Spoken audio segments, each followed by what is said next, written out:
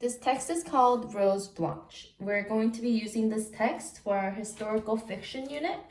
The story is about a girl who lives in a small town in Germany during World War II.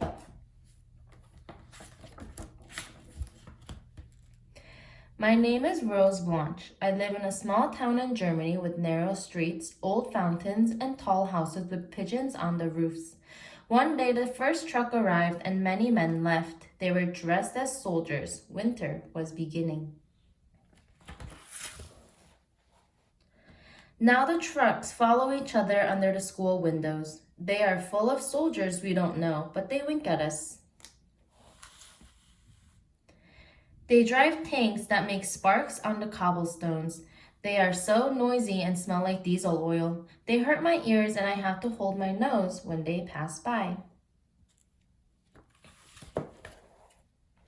Sometimes it seems things haven't really changed, but my mother wants me to be careful crossing the street between all the trucks.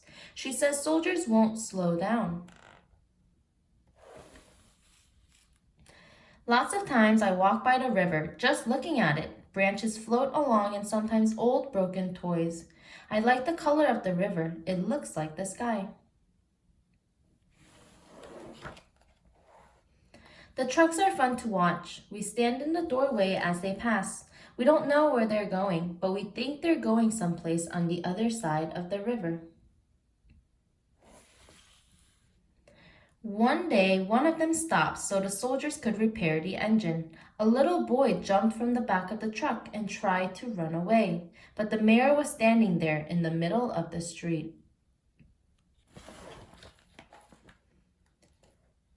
He grabbed the little boy by the collar and brought him back to the truck. Then he smiled at the soldiers without speaking, and they thanked him. The sky was gray. The soldiers climbed back into the truck. Doors banged shut and it pulled away. It happened very fast.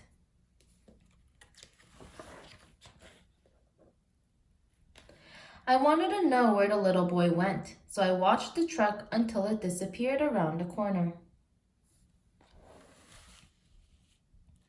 The street was crowded. Kids were playing. There were bicycles and farmers' tractors all over. It was noisy just like every day when school is out.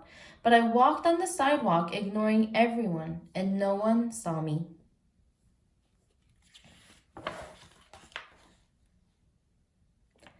I walked for a long time, past the edge of town into the open fields, where I had never been. The clouds were gray. Everything was frozen. Sometimes I ran. I followed the tracks into the forest and found a clearing.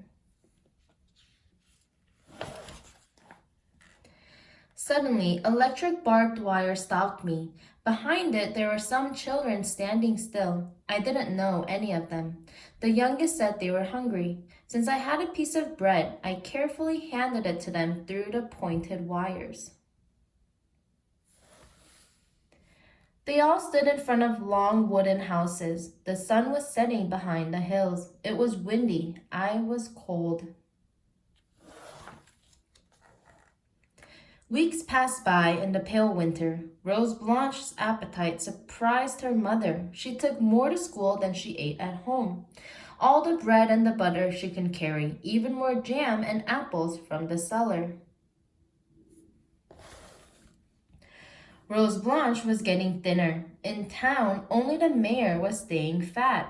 Everyone watched everyone else. Rose Blanche hid her food in her school bag and sneaked out of school early. By now, she knew the road by heart. There were more children by the wooden houses, and they were also getting thinner behind the barbed wire fence.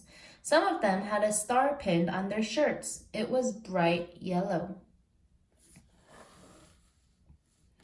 When the snow melted and the streets were very muddy, the trucks full of weary soldiers drove only at night, this time in the other direction. They were coming with no lights on from the far side of the river, and they never stopped. One morning, all the people of the town fled, carrying pots and burlap bags and chairs. There were soldiers among them. Some had torn uniforms.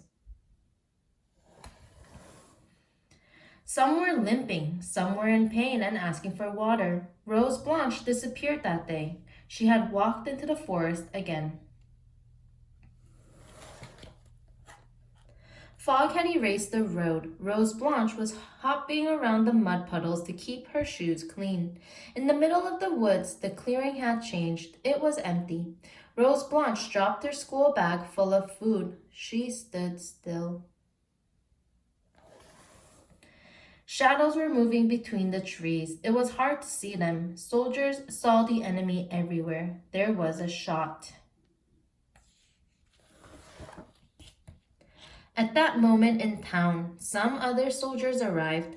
Their trucks and their tanks were also noisy, and they smelled like diesel oil. But their uniforms were a different color, and they spoke a different language.